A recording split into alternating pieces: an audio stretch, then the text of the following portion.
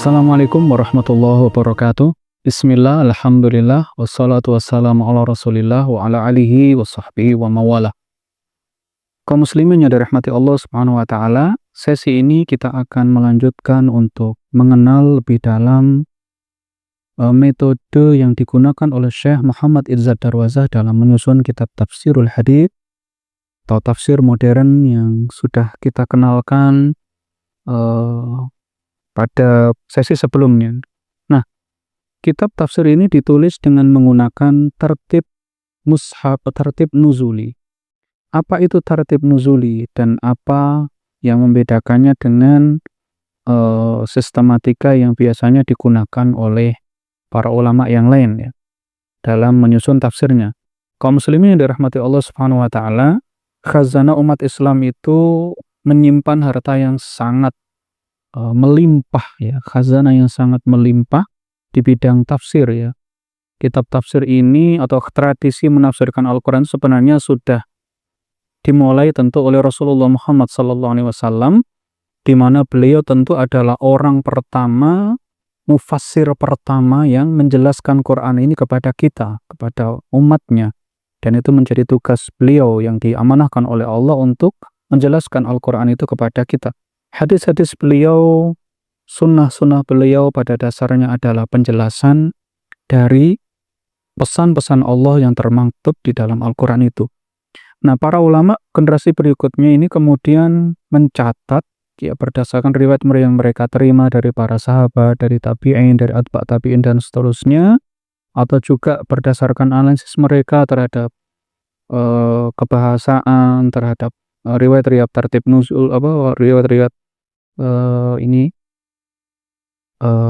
riwayat-riwayat berkaitan dengan tafsir itu, beliau para ulama kemudian mengumpulkan catatan-catatan mereka dalam bentuk kitab-kitab tafsir yang sudah sangat banyak kita kenal dewasa ini ya, mulai dari yang kecil, yang tipis ya seperti tafsir Al-Jalalain misalnya, atau tafsir yang ukurannya sedang seperti tafsir Ibnu Katsir misalnya, atau tafsir yang besar dan berjilid-jilid ya seperti Al-Bahrul Muhit karya Abu Hayyan, atau tafsir At-Tabari yang luar biasa itu ya, atau tafsir Ar-Razi, atau mungkin juga tafsir-tafsir modern yang lebih tebal yang itu menjadi khazanah luar biasa dari tafsir Al-Quran. Nah, di antara seluruh kitab tafsir itu ternyata ditulis menggunakan tertib mushafi. Jadi kalau kita menelusuri kepada riwayat-riwayat, kan ada namanya tertib mushafi, yaitu urutan penempatan surah-surah di dalam sesuai dengan di dalam mushaf Al-Quran itu. Yang dimulai dari Al-Fatihah, dilanjutkan Al-Baqarah, dilanjutkan dengan Al-Imran, An-Nisa, sampai nanti berakhir dengan surah An-Nas ya. Apa yang menjadi inti pesan gitu ya dari kitab-kitab ini ya?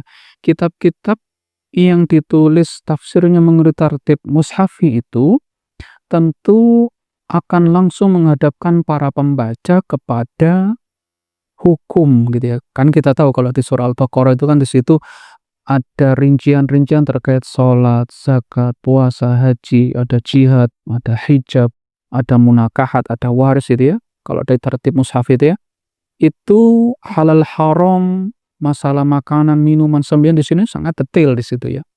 Yang mana ini bagi orang-orang yang memang di dalam hatinya itu sudah ada iman yang sangat mantap, itu sangat diperlukan ya. Mereka membutuhkan bimbingan bagaimana menjalani hidup sesuai yang dikehendaki oleh Allah dan Rasul-Nya itu. Dan itu menjadikan tafsir mengikuti tertib mushafi itu tepat bagi kalangan ini. Orang-orang yang di dalam hatinya sudah ada iman, sehingga mereka dengan memahami, mengetahui rincian bimbingan kehidupan yang ditunjukkan oleh Allah, ini mereka kemudian tahu apa yang harus mereka lakukan dalam hidupnya. Akan tetapi kita juga menyaksikan ternyata Quran itu diturunkan oleh Allah dalam urutan tidak seperti mushaf ini, tapi mengikuti tata urutan yang oleh para ulama dicatat dan disebut dengan tertib nuzuli, atau urutan penurunan Al-Quran mengikuti tahap-tahap penurunannya itu. Yang itu dimulai, kita tahu surah yang pertama turun kepada Rasul adalah surah Al-Alaq ya, ayat 1-5. Dan kemudian dalam riwayat-riwayat itu ada banyak ya tertib nuzul itu. Salah satu tertib nuzul yang digunakan oleh Syekh Zadarwaza ini yang merujuk kepada Ibnu Abbas radhiyallahu anhuma, dilanjutkan setelah Al-Alaq ini adalah Al-Qalam. Dilanjutkan setelah itu dengan Al-Muzammil, dilanjutkan dengan Al-Muddathir, dilanjutkan dengan Al-Fatihah, dilanjutkan dengan Al-Lahab, At-Takwir, dan seterusnya. Ada 86 surah. Dari 114 surah Al-Quran itu ada 86 surah yang itu turun pada periode Makkah. Surah yang terakhir turun di periode Makkah ini adalah surah Al-Mutaffifin. Itu adalah surah yang turun pada masa perjalanan Rasulullah hijrah dari Mekah ke Madinah. Sehingga ini surah yang di tengah-tengah gitu ya. Periode Mekah dengan periode Madinah.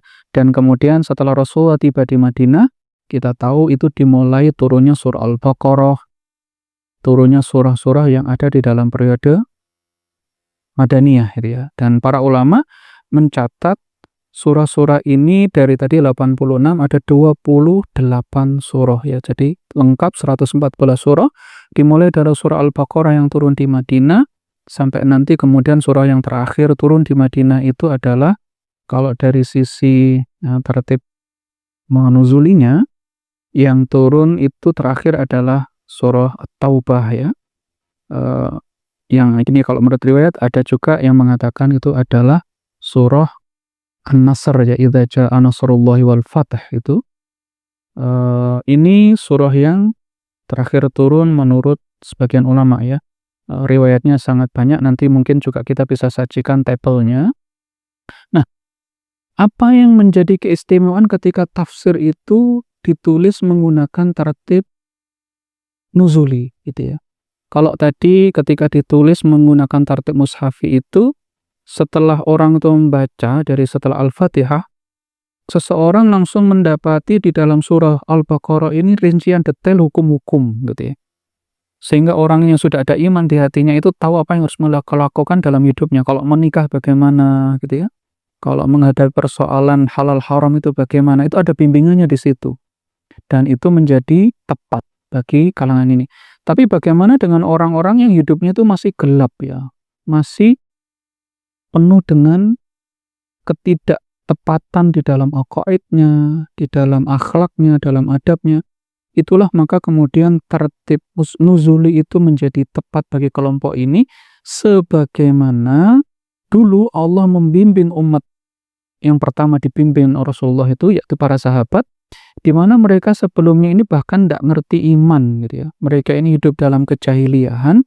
Itulah yang kemudian dibimbing oleh Allah tahap demi tahap dengan surah-surah yang turun mengikuti tertib nuzuli itu. Dimulai dengan apa gitu ya. Nah, para sahabat itu tentu dimulai dengan diluruskan dulu orientasi hidupnya. Dikenalkan dulu siapa mereka, apa tujuan hidup mereka di dunia ini. Pertanyaan-pertanyaan eksistensial ya. Mereka hidup di dunia untuk apa, mau kemana. Dan itulah yang dijawab pada surah-surah yang pertama turun kepada Rasulullah. Yang menjadi bagian dari pilar kokoh untuk tasyrik ya. Jadi tasyrik atau penetapan syariat itu akan mantap kalau diawali dengan diorientasikan dulu gitu ya. Orang kalau mereka ini sudah langsung diarahkan harus ini halal, ini haram, sementara mereka ini tidak tahu untuk apa, tentu mereka akan merasakan justru itu seperti penjara gitu ya. Itu seperti menghilangkan kebebasan mereka.